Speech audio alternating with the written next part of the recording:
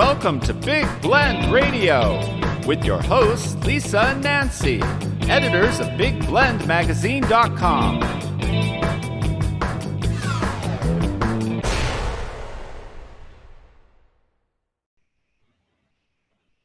Hey everybody, welcome to Big Blend Radio's Garden Gossip Show.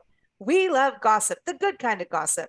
And, we're also excited because it's the first Saturday of the month. It's the beginning of July, and that means Diva Linda Kassam, we call her the Diva.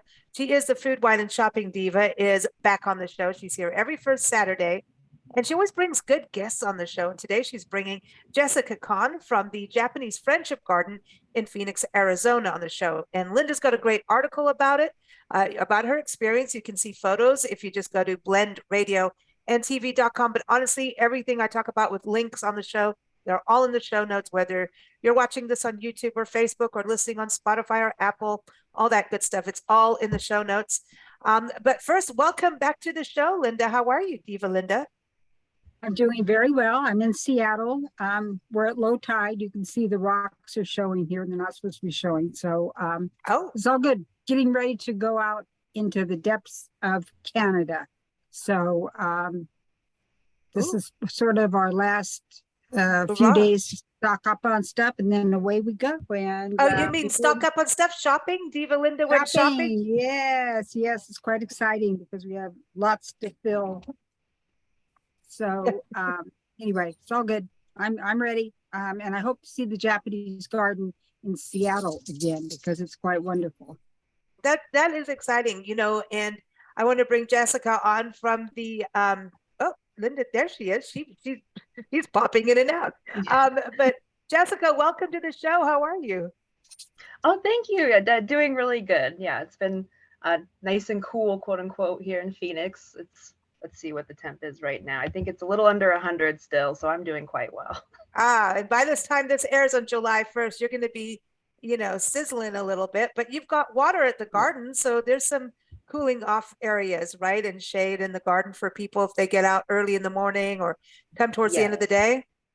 Yeah, so we just transitioned to our summer hours. So we used to be fully closed in the summer, but now we have our early morning hours from 8 a.m. to noon so people can still enjoy the garden through the summer hours. And it is a lot cooler there with all of the water and the trees, and the pond really makes it quite humid, very much unlike the rest of Phoenix. So it's a really fun experience, even for locals. Wow. And you're, from Alaska, now you're in Phoenix, Arizona. Did it take you a while to adjust?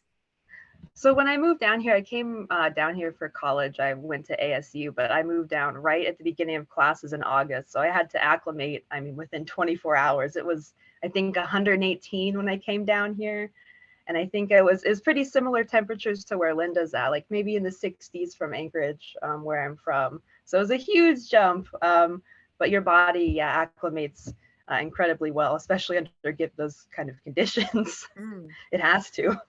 So can you give everyone the website for the garden so people can go look at it while we're talking? Yes, so it's pretty important. Our website is JapaneseFriendshipGarden.org. There is a Japanese Friendship Garden in San Diego, and their website is, I think it's niwa.org. But if you just Google Japanese Friendship Garden, it's kind of a toss-up whether the Phoenix one or the San Diego one comes up. So our website is JapaneseFriendshipGarden.org. Well, and Japanese gardens, whenever you're in a botanical garden and you see, Japanese gardens, you just kind of, it's like a beeline. And I know Diva Linda, there's two things. She loves a lot of certain things like sparklies and things, but she loves gardens and she loves tea. So when she's like, I went to the Japanese Friendship Garden, I'm like, no kidding. But obviously you had a good time there. So you've got tea gardens, but you also have ceremonial teas. So it's kind of an interesting thing about how these gardens are have gone across the country, how we can have these experiences.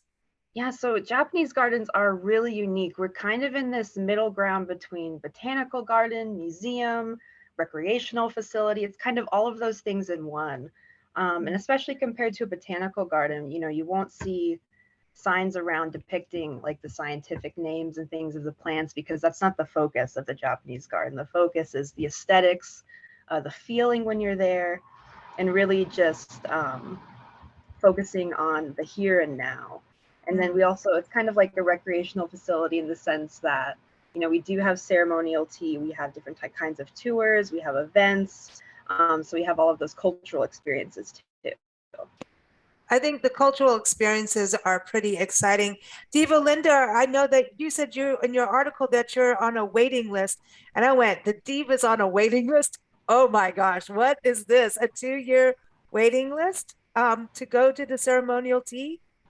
Yes, 2 years. My goodness. So I lasted 1 year, and then thank goodness they came up with the tea garden came up with an alternative, and it sold out like right away as well. So it's not the big, emotional, wonderful one that everybody wants to go to, but it was a wonderful 3 tea, matcha tea, and some traditions tea.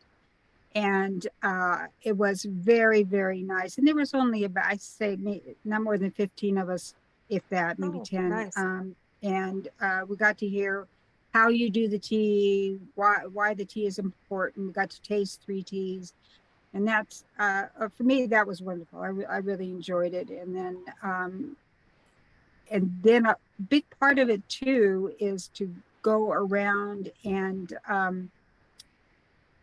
the gardens itself. There's gardens amongst gardens amongst gardens. It's sort of a chain thing, and some of us with sparkly shoes, the wrong shoes, were wondering why in the heck they put all these stones in the garden instead of like a pathway. And it was quickly explained that this is a way to make you slow down, watch where you're going, connect with the earth, figure out where you are, who you are, what you're doing. It was really lovely.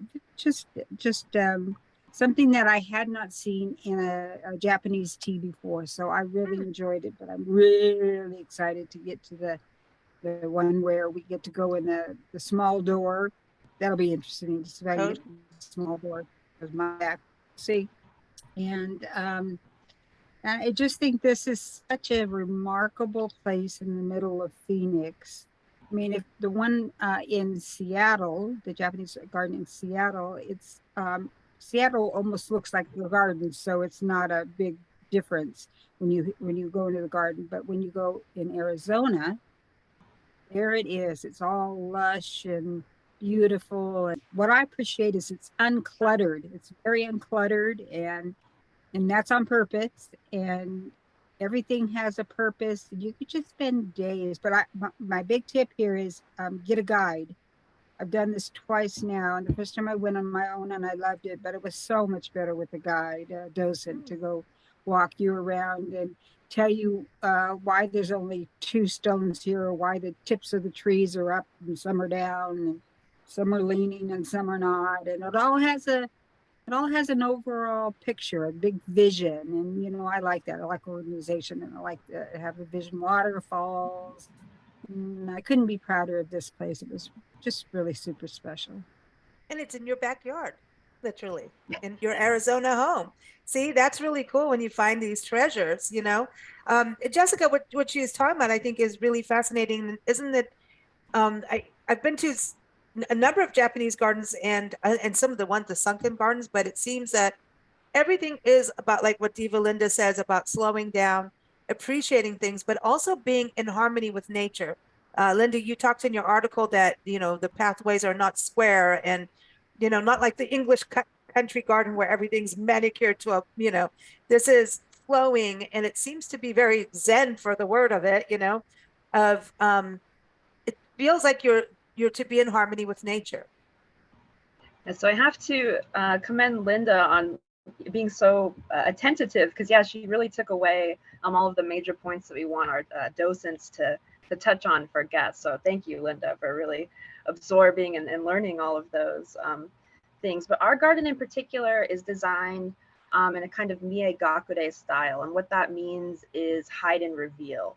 And so the reason that the pathway is like in a loop, or actually there's multiple loops, is so that every time you kind of come around the side, you'll something will kind of pop out at you that it didn't before.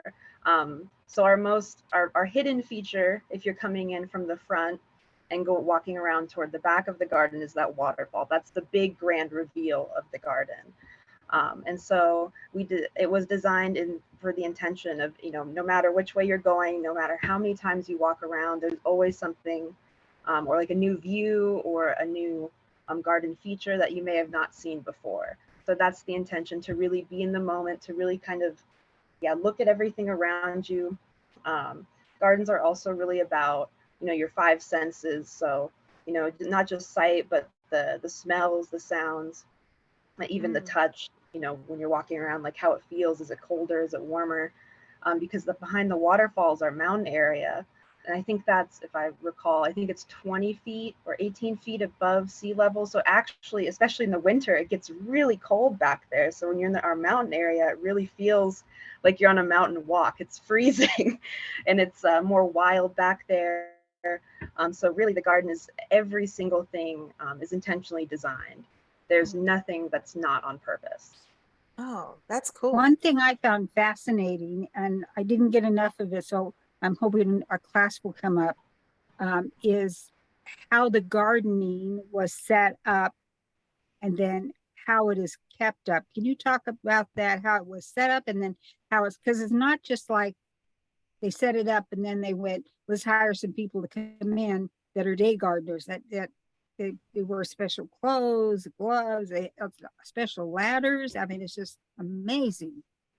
Yeah, so our garden was created through a sister city partnership. So Phoenix is partnered with Himeji Japan, and in 1986, I believe, to celebrate, I think it was their 10-year partnership at the time, the Himeji mayor had proposed a garden, and so the Himeji Gardeners Association had partnered with the city of Phoenix to bring over designers, architects, and gardeners from Japan to build the garden completely from scratch. And wow, it's crazy. We're on top of the highway. We're on top of the I-10 highway tunnel. And so it literally was just dirt and concrete up there. It was absolutely, there's nothing.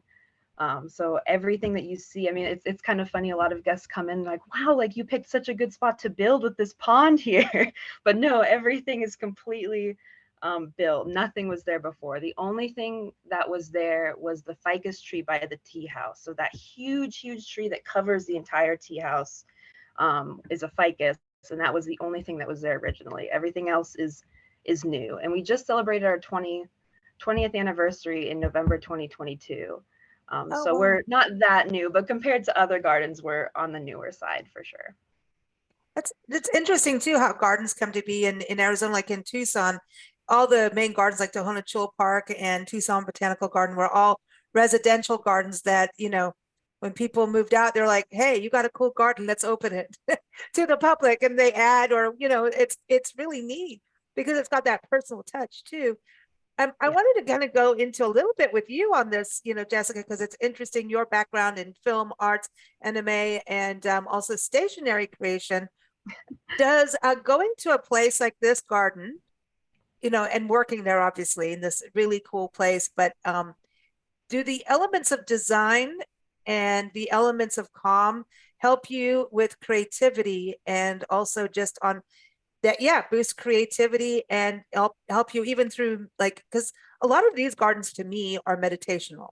It's a time to focus, breathe, something we all forget, and to kind of really focus on something and declutter the monkey brain, which I do have a monkey brain, and I have a sock monkey. I do have a sock monkey, Priscilla.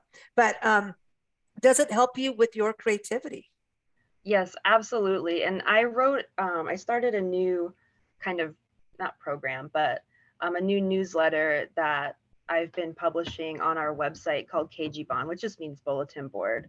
But I've wanted to use it for our guests to kind of educate them about the purpose of Japanese gardens. So I did publish an article 3 weeks ago now called, How to Enjoy a Japanese Garden, because the answer is there's really, it's really personal.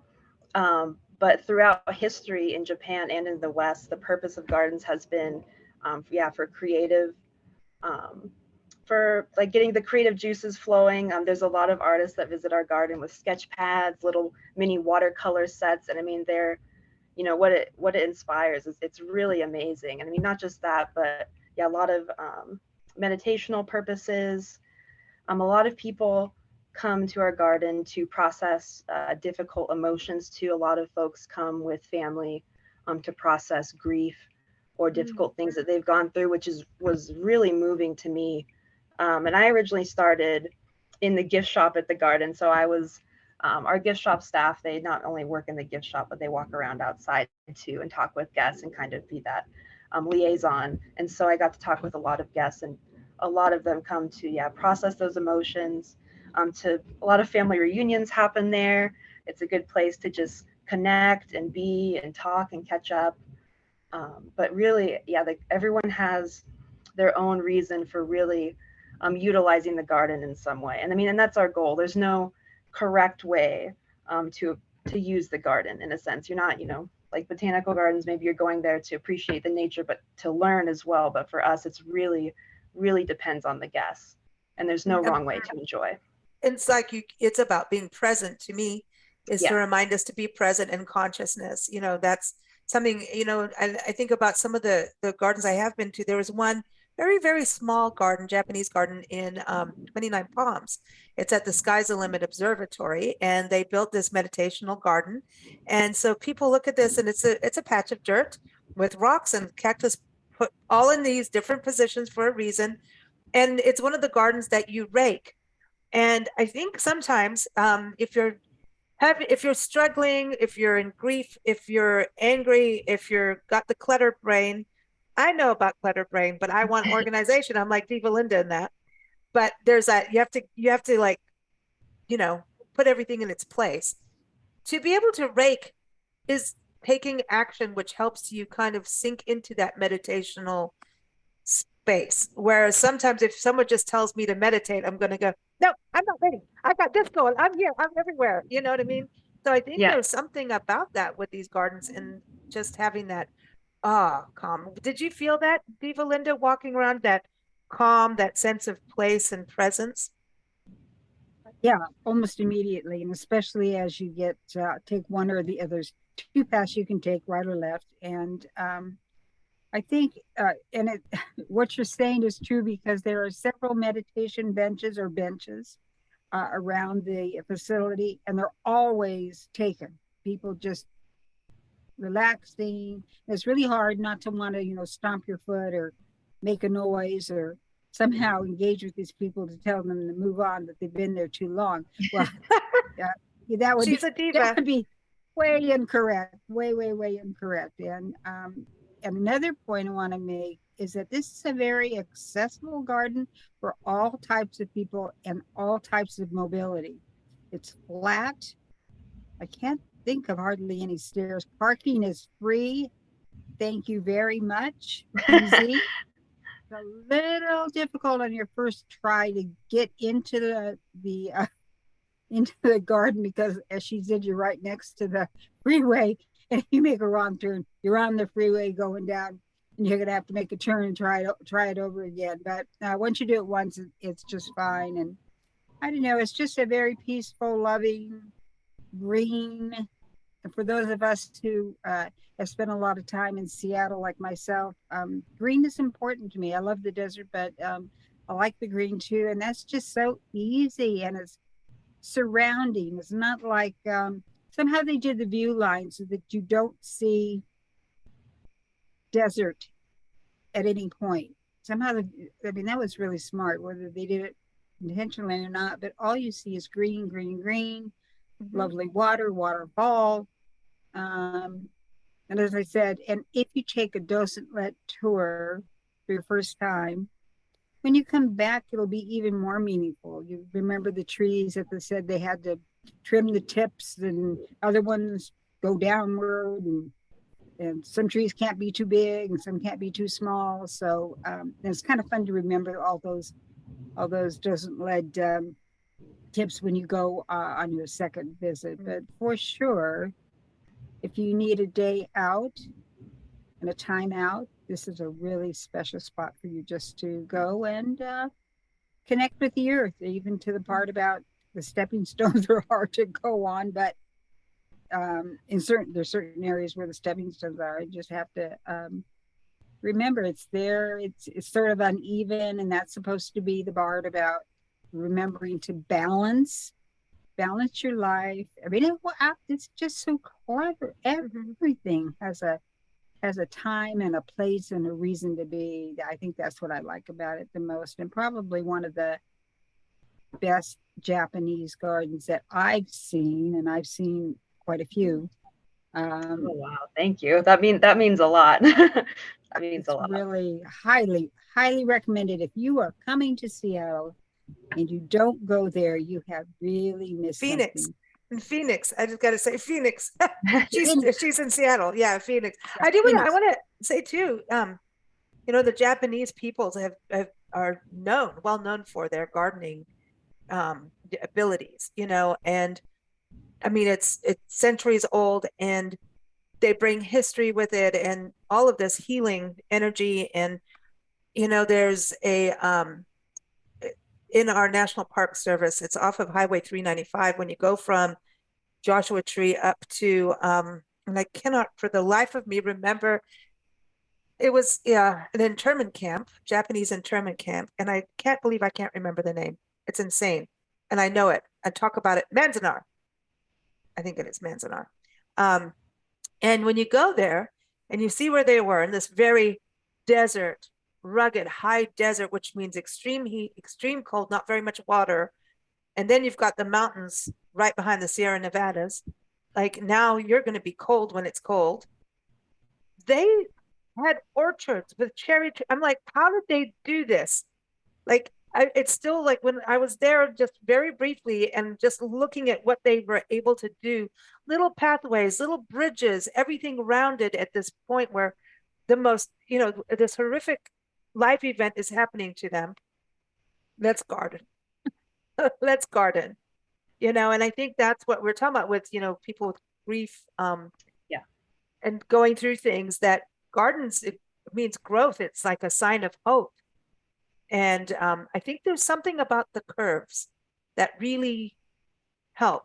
And yet, even in the designs, even in Japanese art, there's the curve and the line. They are, together all the time. You can't have just all curves and you can't have all lines, but you must have the curve and the line. Does that make any sense, Jessica? Yeah. You have to really have that balance. And I mean, as you guys have noticed, everything is intentional. And our niwashi, or our gardeners, I mean, when you watch them working, they're in that meditative state as they work, and they do a lot of gardening by hand. So you'll see them, like, for example, our pine trees, they get pruned twice a year. And so you can watch our niwashi prune them, and it's all by hand. I mean, they have snips and they're cutting off some of the branches that might be, cattywampus or whatever to make it look aesthetically pleasing and help the growth of the tree. But they'll also be plucking individual needles by hand. It's very meditative, very intentional. And I think by doing that, it adds to the beauty of it too. You can tell that there's so much care. It's a nature connection too. I love this. I want to go. Now, one thing I saw on your website, it looks like this, we're talking about going past, there's hope and there's beauty and solace. But it looks like it's also a place of celebration for those who you want to get hitched, so there's also life celebrations, maybe a passing, but maybe the life celebrations of unity and unions. Yes, we host a lot of weddings, and we also do private rentals for engagements, family photos and things like that too. And some Japanese gardens, they really focus on just the meditative and tranquil qualities of the garden, which, is absolutely valid. It's a huge part of it. But Japanese gardens in Japan in ancient times, I mean, they were a place for drinking parties, for the aristocrats to, go crazy with music and, lively games and things like that. And so it is important that we have things like that too, because the garden, we serve all. And so we need to make sure, we do have those fun times. So we host weddings, but we have a lot of events as well. And I think this upcoming fiscal year, starting in July, I think we're going to have a major major event every month. So I mean, a festival of some sort, or an exhibit in a sense, to really kind of show that we're a cultural institution as well. Ooh, sake tastings coming up.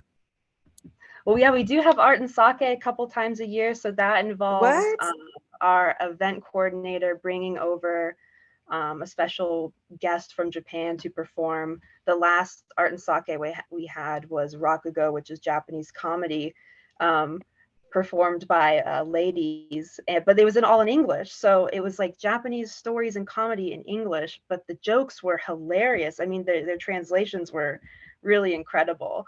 But they were all in beautiful kimono, and they had the stage, and it's pretty uncommon to see Rakugo in America. So to have that experience was really incredible. And with those experiences, yeah, we bring in a lot of sake from Japan too. So it's a lot of fun to drink and laugh, and it's a good time. Linda, I think you must go to one of these. I want a full report. I want to go. You know, since I found out they have these wonderful events, and the titles are so clever. They pull you in, like the Moon Meditation Workshop. Does that just not sound like everything you could want for an end of the day or beginning of the day? I mean, it's just fabulous. And they have these teas that are very hard to get into, but they're wonderful. And paintings. She's doing a big nudge on you, Jessica. It's like, come on, pull some strings for this tea. I know, I could go on. I mean, me and Eriko, our event coordinator, we were looking through the waiting list, and I mean, you know, our waiting list is about 200 people, but that's one person's name, but it could be representing a whole group of people. So it's many years long, and what it comes down to is Tankokai, our tea ladies, they're completely volunteer, and they're able to do it once a month, and we don't want to push them too much more than that. Ideally, we'd love to have them do more, but it's completely volunteer, and they put in so much work. They practice a few times a month as well. But this way, by bringing in this kind of new tea tour, we wanted to try and find a middle ground to accommodate everyone for that. And so hopefully in the fall, we'll be opening up more bookings as well, maybe doing it a couple times a week, if not a couple times in one day. So we can really make sure people can experience Japanese tea culture and see the tea house and get the Roji Garden tour as well. Because Diva Linda is right here, Well, and I should say too, in this she is November, the diva. Yeah, this November we're having a tea exhibit too for the first time. So it'll be a whole celebration of a global tea. So we'll be hosting. Oh, that is cool. Like a live tea ceremony demonstration, but then we'll have I think a Chinese tea ceremony demonstration as well as a Korean one too. So it's just celebrating tea culture around the world. So that's going to be our first time doing that, and that'll be in November. Oh, or December. This is exciting. Late November, early December. Okay. Well, everyone could go to the website. That's the thing for it'll people. Go to the website and follow on social media and everything too. This is exciting. Diva Linda, you find some good spots, man.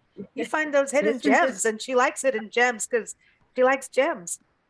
Well, who would know? I was looking up gardens, just, to see what kind of a garden I could go. I'd already been to the Tucson Botanical Garden, which I love dearly. And here's this Japanese tea garden. I couldn't believe it. It was so exciting. And then it was even better than the description. So anyway, got to do it. I did it. I've done it at least twice, and I can't wait for the exhibit. I have like 50 teapots. I don't know if you know that, but I've got. Well, you can come get some more. I used to have a tea room within my house in one of the places I live, and I really got into it then. And then as we moved along, 50 teapots don't make quite as much sense because where do you display them? But if you're ever short of a teapot, you give me a call because I've got tons of them. Teapots and snow globes. And snow globes, yes. I had to stop collecting teapots, and then I went on to snow globes. Yes, I love the sparkly theme of them, the idea behind them as well. So, sort of have a pattern, I guess. But it is connected, right? Because the teapots are also art, and so all of it, like you're saying, a story behind it. I mean, when I had a jewelry business, I got so stuck into the jewelry, the story behind the jewelry, because I was using certain beads and certain like shells and things that had these legends, and the colors meant this and that, I mean, it was like putting a painting together, and I didn't even, I was like, what am I doing? I'm doing the history of beads around the world and all these findings, and then I couldn't pull out. It is a big rabbit hole of joy. I love it. But that's the stuff we're talking about with this garden, is that it's about slowing down, and I think our culture is starting to understand that. And as we shift into a lot of workers working remotely, they're able to go and get that little moment of zen, that instead of being in traffic in a car, go to these places, go back to work, and your brain is like, let's go. I've cleared those channels. I can think clearly. And, employers want, good thinking employees. I'm just saying. Yeah, I feel so fortunate. I can just walk out of the office and go to the garden and clear my head. And you really do feel rejuvenated. Kind of going back to what we were talking about earlier about like gardens and healing. Dr. Kendall Brown, he's a pretty prominent North American garden scholar. And he gave us a presentation during our 20th anniversary celebration that talked about, the purpose of gardens and everything. And he has been making some really incredible connections with the actual healing power of being in a Japanese garden. So a lot of hospitals around the US are actually adopting Japanese gardens onto their campuses because their healing power is really incredible. And it's not like anything like, the magic healing of like touching a plant or anything. It's really just being in that present moment, connecting with nature, clearing your mind, and just making that connection to art. And it's been really healing for a lot of people. And so hopefully being in downtown Phoenix, there's a lot of major hospitals down there. One of our goals in the future, maybe in the next couple of years, is to implement a program where we can bring patients to the garden. They can have their own private hour to really just meditate and focus on healing and their well-being, because it does lead to some pretty incredible results. That's amazing. And so many people that are going through trauma, and going through health scares are really, that is traumatic. I know people who have PTSD from health scares, and very serious and real ones. And so you're going through that, but then your body is also in shock, in your soul, so having these places, and Lord knows, I mean, we have enough drama going on in the world that people need some healing places to go. And there's nothing like a good cup of tea. There just isn't. And a good glass of wine. Sorry. Yeah. And a good margarita. But yeah. So I love this. And Diva Linda always bringing back some good, places for us to go and visit. She's always finding good food for us, good things to drink. But go to the website, JapaneseFriendshipGarden.org. Again, Diva Linda, you can follow her adventures at allingoodtaste.info. She's on Instagram as well, and Facebook and Twitter. And of course, keep up with us at BigBlendRadio.com. We can't wait to hear about your journeys in Canada, the wild waters of Canada, Diva Linda. She'll be out there. Do you have a flag for the boat? Do you have a flag? You have a flag. Yes, we do. In fact, it's not out there. Alan was washing the boat today. So, yeah, we do. And it's very interesting to, when my son-in-law comes aboard, the tradition is he's German. He's a German national. Then we fly the German flag along with the U.S. flag. I don't know if you know that, but that's kind of fun. That's and so nice. As we go along, we can see what other nationalities, like a lot of English people on the waters and so forth. So very interesting. Oh, are you going to fly the Canadian flag? Well, we have it. So I'm guessing we must. Yeah. I don't think you just go in there with your own, but I'm going to buy a tea flag at Victoria this year. I'm going to go to the Big Princess Hotel, and again, this will be like my fourth time. That's a wonderful tea too. That's a beautiful Queen's tea sort of thing. And diva tea. It's a diva Alan tea. Always asks, well, why are the sandwiches so small? Could we just pay for the big sandwiches? No, no, it's not That's the not way it how it goes. is. Not the way it goes. Well, I love it that you're going to be there, and this airs on July 1st, which is Canada Day. I think that's their Canadian Independence Day, July 1st. So you'll be in Canada, so raising a glass of tea over there, and I will be in Kansas City. I like Hey, Kansas City. Yeah. I do too. Ooh, I like Kansas that. City is beautiful. And you're going to be in Phoenix, or are you going to be in Phoenix, Jessica? Or are you going to go home to Anchorage for a few months or something? I wish, yeah, I'll be in Phoenix though. But luckily our office is air conditioned, and then the garden, yeah, it's always nice and cool under the shade of the trees, so I can Awesome. take solace in there too. Awesome. Well, thank you all for joining us. Have a wonderful summer. Diva Linda will catch up with you in about a month and see what damage you've done. I'm just kidding. I'm Yes, just well- meaning shopping damage. That's what I mean. And you know. Pike Place Market is on my list for this week, so we'll see. Oh, Yeah, so that's where I love to stock up on everything but fish. So lovely. do you have wine on board? Wine on board. Yep. Okay. Beer on board. Yep. Okay. Yep. Cider on board. All good. We're making ready to sure. roll. All right. Everyone, again, keep up with us at bigblendradio.com. Thank you for joining us. It's been fun.